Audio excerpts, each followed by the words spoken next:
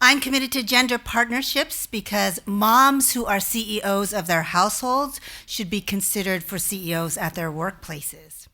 I'm really very excited to be here today.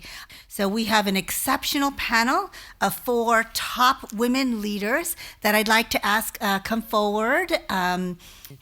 I am passionate and committed to creating the next generation workplace where we actually understand and recognize one another's differences in order to create value versus just recognizing our differences.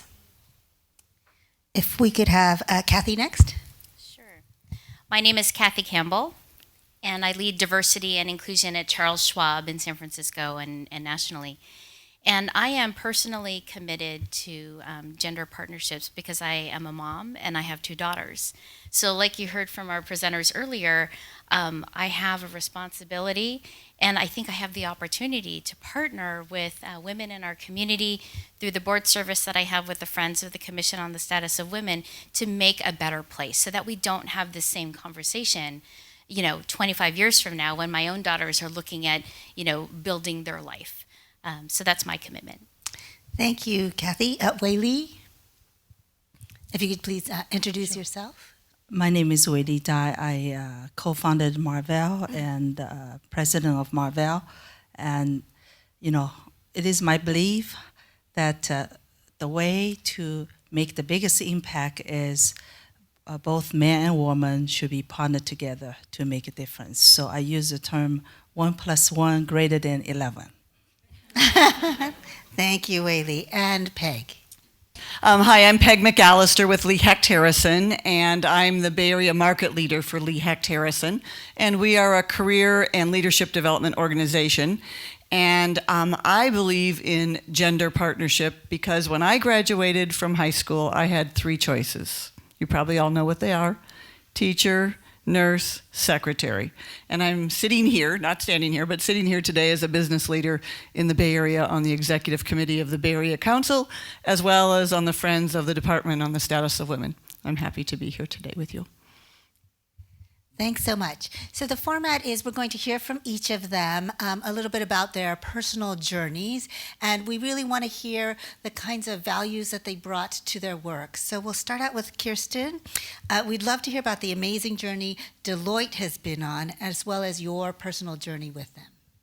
Sure. So Deloitte actually has been on this journey for 20 years. So when you think about that in and of itself, that's a pretty significant effort that has sustained itself over that 20 years. And let me be very frank, it's been called into question a number of times. We have turned over 2 chairmen, actually 3 chairmen, we're in our 3rd when our initiative was started, and 4 CEOs. So when you think about that evolution, and recognizing that each time someone came into a position of power, they really started to reflect, are we there yet? And I also want to, with that, contextually demonstrate that we're not going to fix this overnight. It does, in fact, take time. And there aren't any silver bullets. Otherwise, we would have all, gotten it straight the first go around, maybe back even in the 70s, right, Rayona? So when you think about that, it was really the impetus of Mike Cook, our CEO at the time. On a personal level, he's got 2 girls.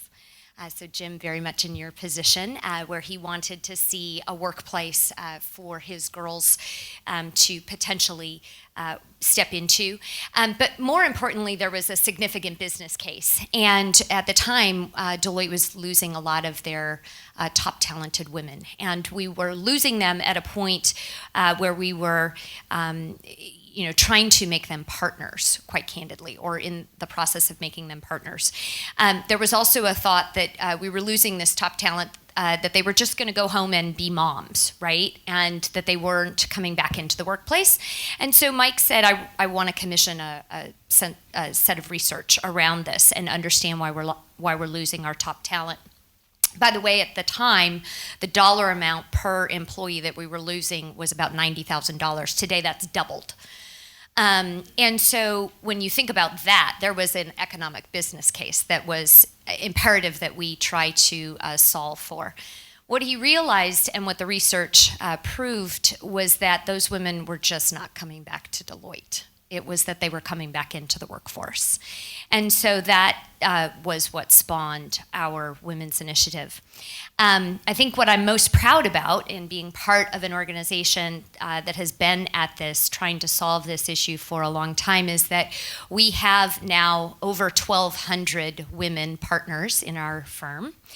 And more importantly, we have actually closed the gender turnover gap within our organization. So two very significant statistics that our talent organization and really has embedded itself as part of our culture are very, very proud of.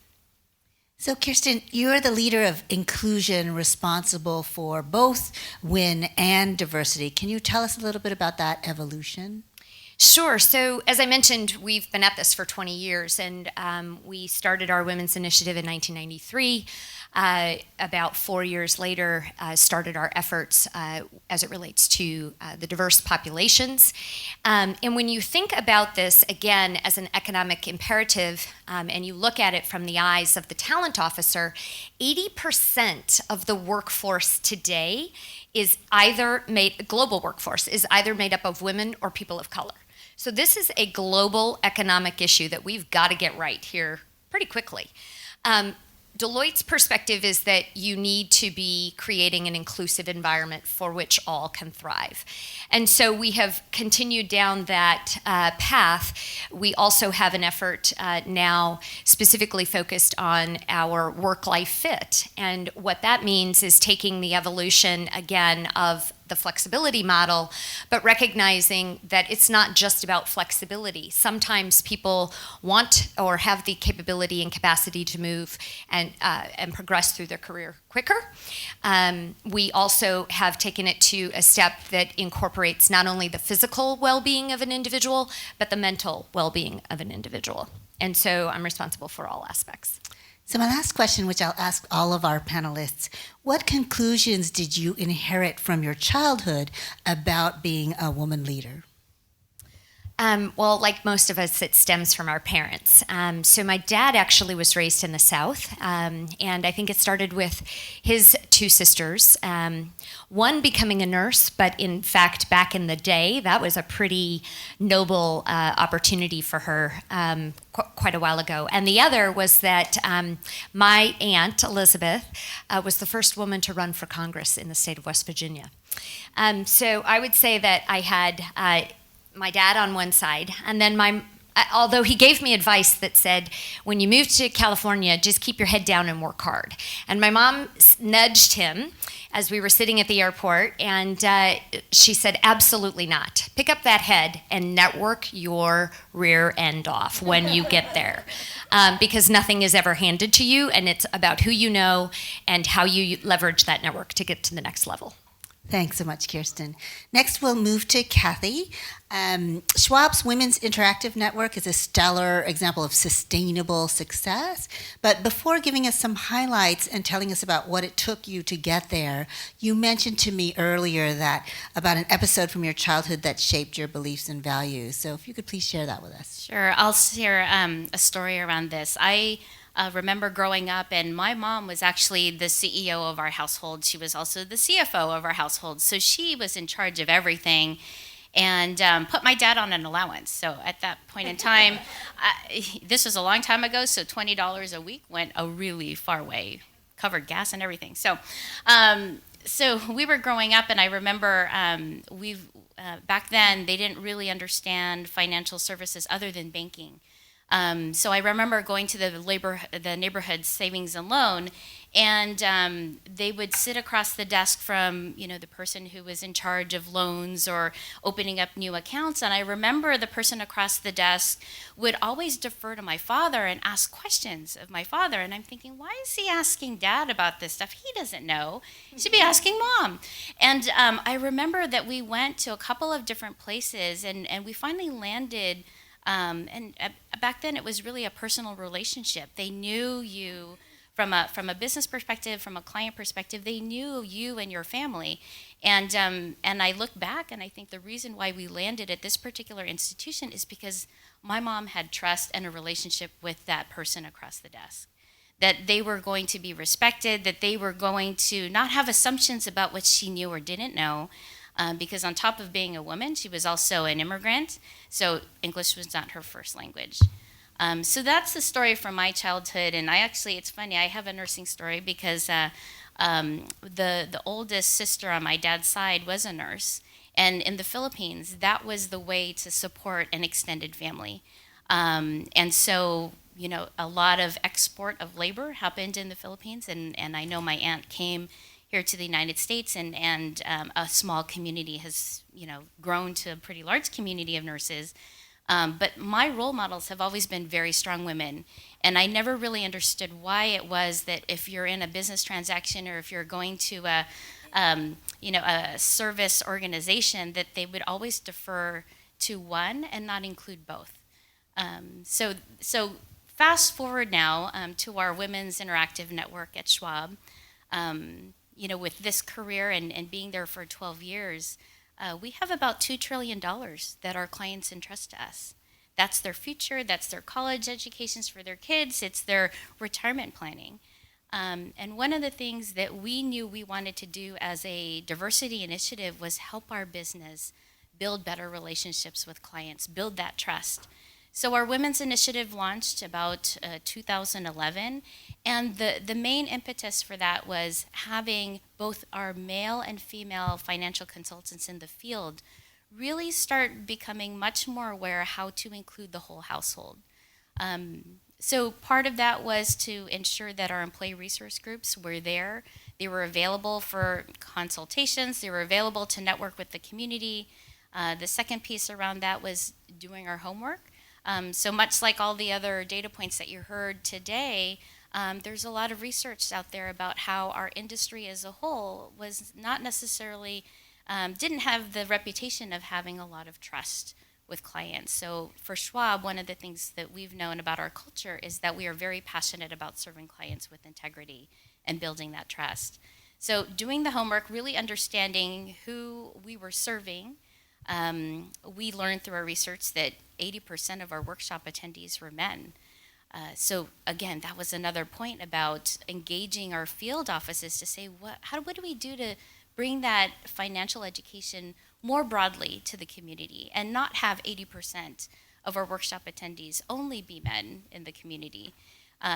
So that's where our branches partnered, men and women, partnered with outreach to investors. They piloted unexpected things like supporting the Girl Scouts, the Girl Rising film presentations, and working with Dress for Success organizations to really expand the service that we provide to our community base in a much broader way. So the success of that pilot really showed the way that our employees can work together on building access to financial planning, financial capability, and working together to make an impact on that community. And so today we're getting ready to launch our Financial Life Planning for Women Month in May. And again, it's another opportunity to engage the full household, not just the men within the household, but it's also inclusive of women, and then also the next generation. Because I think about, not just women, but I think about my next generation, my kids, and being equipped with the knowledge to build their own financial future and really be prepared, especially living in the Bay Area. We know the cost of living here it takes planning. It can't happen by accident. So that's another core value that I believe our women's network brings, is that we have that perspective of including the whole household, and it's also including multiple generations in our cause.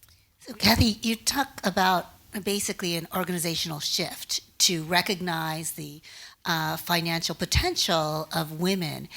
What kind of obstacles did you face with the existing organizational culture, and what kind of strategies did you use towards them? So I think our culture is very founded on values around teamwork, respect, and trust. So I think those are qualities that definitely help us as an organization team together. And I think one of the, if I was going to pick something in terms of, what were the challenges in the very beginning, it was really to see, what type of engagements did we need to create to make a more fun and inclusive outreach to clients. It wasn't necessarily, let's build workshops. Or treat it like a classroom experience. I think it was more around, let's get to know our whole client household and really find out what's important to you. Do you have children? What are your plans for college? And really getting to know the goals of the whole household was very important. It's not just about what was important to the couple or the two partners in the relationship and their retirement. It was broader than that. Thanks so much, Cathy. Next, we'll hear from Wei Lee.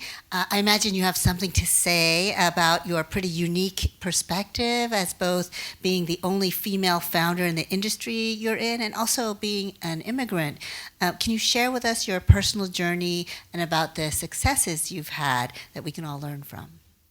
Well, thank you. Well, I look at always my success is a team success. As we talk about childhood, I believe anyone's success has so much to do with their upbringing. And, this is why I'm very thankful to my parents. The value principle that really goes for the long term. If you think about me came here 1979, Jim talked about, he was one of the key leaders supporting Dianne Feinstein because when we arrived, Dianne Feinstein was a mayor then. It was very impressive. We were so happy that we have such a great mayor than Dianne Feinstein. And now I know Jim is also the key pillar behind that. But the key is once you have the right value system and principles, then the teamwork is going to be very key. That's why I look at the gender partnership is really together, woman and man need to be collaborate together and leverage the natural talent of, there's fundamental difference between the natural talent, female and male. We all need to realize that.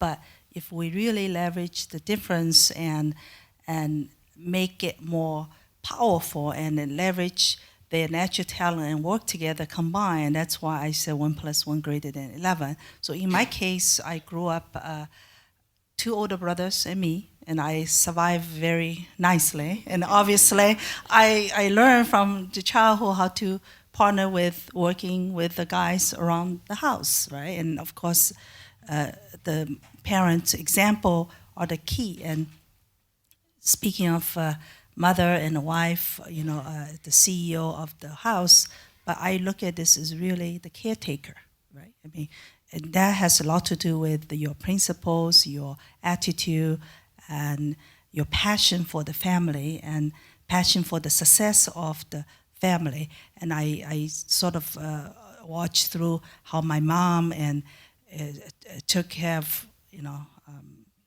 us, the children, and then the father, and look always constantly, even though, my mom was working, but she take the family role as by default. That's just given as a mother and wife, and have done beautiful work and always encouraging the children and make sure everything, I call the glue, everything sort of works well together, right? And that's really the natural talent and culture that each family, I think in the world, thousands of years, and very naturally a woman just has this in their gene. And how do we then scale from the family, the little family, to the big family? And that's how I applied these great principles. And when my husband and I co-founded Marvell, and that's exactly my focus, my passion was not only that I'm a technology person, but at the same time the purpose, the focus is make sure that empower my husband when he innovate and develop and invent technology and to make it work, and empower the company. And Marvell to me is like a big family. So along the way, always there's a lot of work, a lot of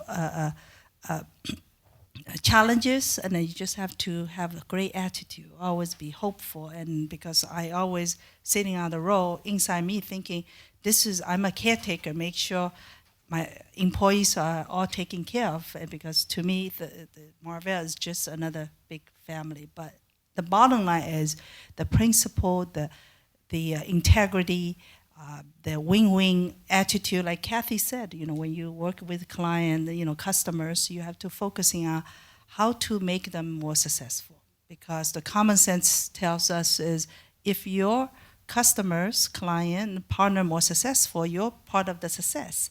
And we all need to realize the business is long-term, right? So any strategy we use as a very short-term, that's just not gonna be so-called, at the end of the day, impact in a big way. So that's how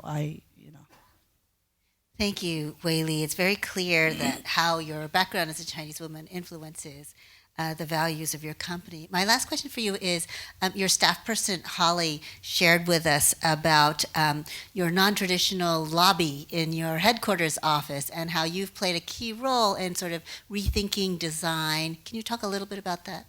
Well, I welcome you guys to visit Marvell, especially with your children. We have a 7,000-gallon fish tank, and I really welcome. And then we have a good chef to do Shanghai stir fry too. So just contact our people, and then I welcome you guys.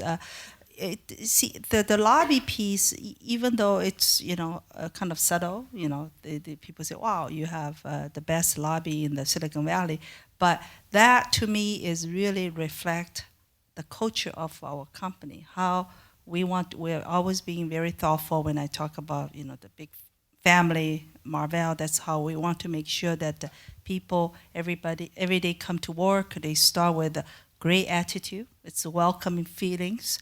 And so does for visitors.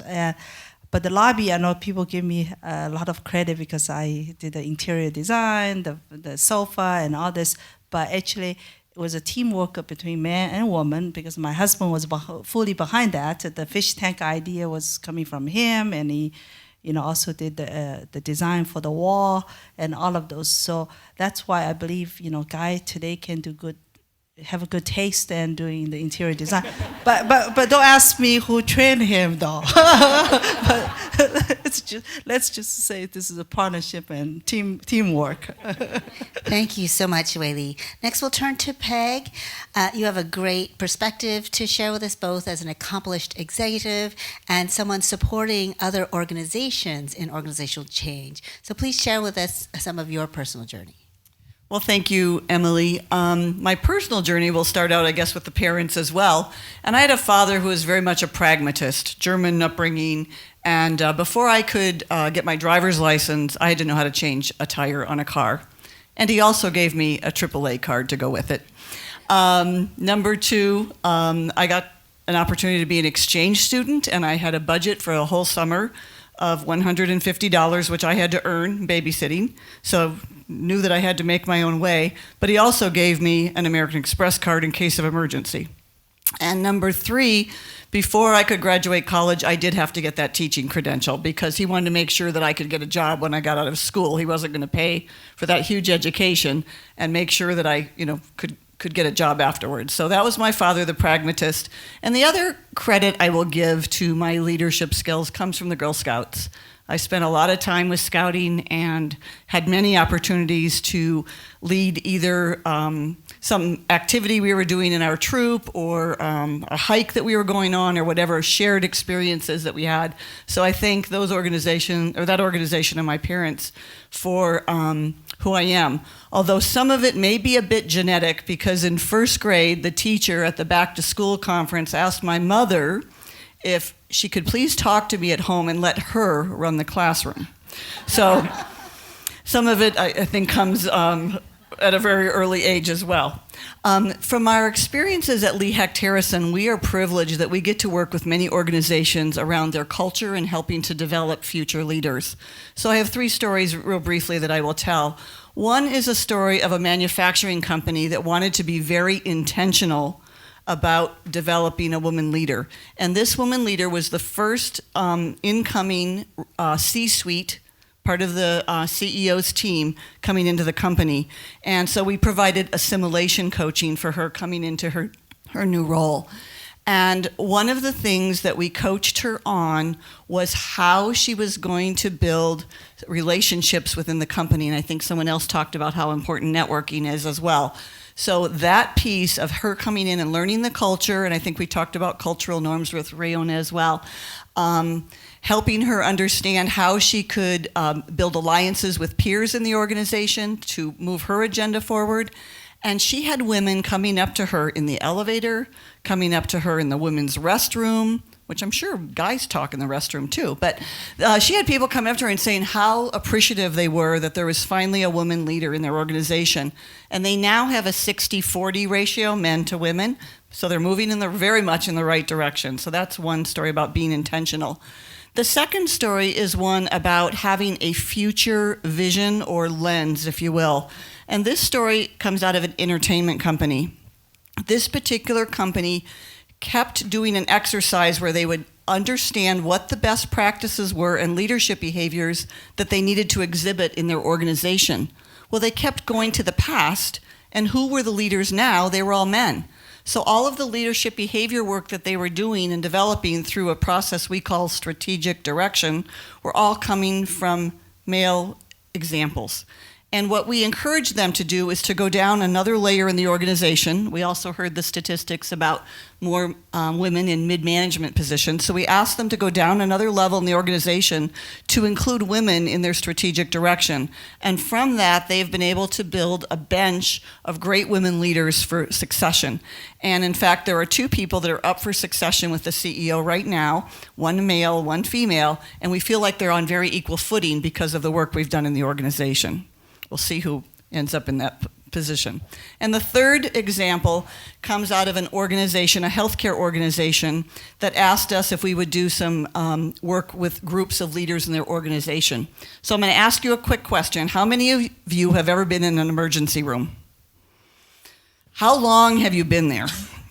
So this one woman leader took it on herself that she was going to build a collaborative, results-driven leadership experience through the coaching that we were doing with her in the organization, and she took on the emergency room in their hospital. There is no longer than a 15-minute wait in her emergency room because of learning some new behaviors about how to collaborate not only with the men and the women, her peers in the organization, but to be able to lead that collaboration and be able to come out with strong business results. So everything that we do is around, are we going to get the business results to go with this? Thank you, Emily. So my last question for you, Peg, is you're in the business of coaching leaders in organizational change. How do your values get expressed in your work? So I'm very fortunate that in our organization at Lee Hecht Harrison that I can bring all of my values to work. And my values fall around the area of compassion and developing people for business results. And so with that compassion comes a strong understanding of who people are and being able to relate to people at all different levels in an organization.